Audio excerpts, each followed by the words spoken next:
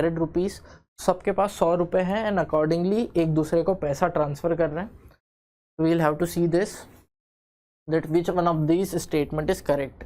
Statements में who is the richest, who is the poorest, ये सब बताना है. सबके पास थे 100 रुपये. Now A pays 20 to B. अब यहीं पे सबका देख लेते हैं, ए बी सी डी. सबके पास थे 100 rupees. if A is paying 20 to B, if A is paying 20 to B, B के पास हो गए 120, A के पास बचे 80 रुपये. Who pays rupees 10 to C? So B is paying 10 rupees to C. तो C के पास 110, B के पास भी 110 बचे, क्योंकि 10 रुपये इधर दे दिए, इसने यहाँ 20 दिए थे, इसने यहाँ पे 10 दिए हैं. ठीक है.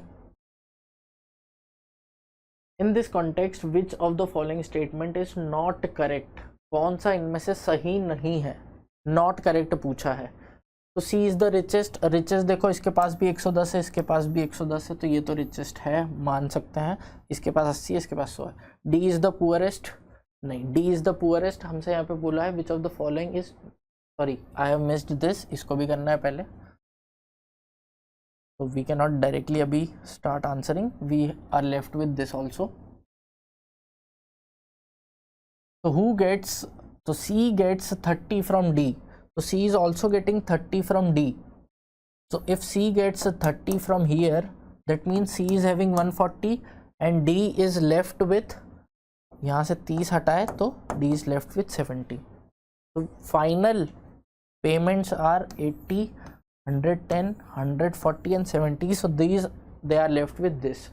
C is the richest, yes, C is the richest, C is having 140.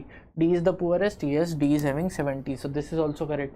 C has more than what A and D have together.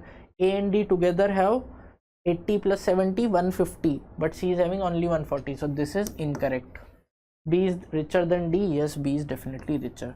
Which of the following is not correct? Your answer is C. Option is not correct. इसका आपका answer आ गया C. Done. Let's see the next one. Usha runs faster than Kamala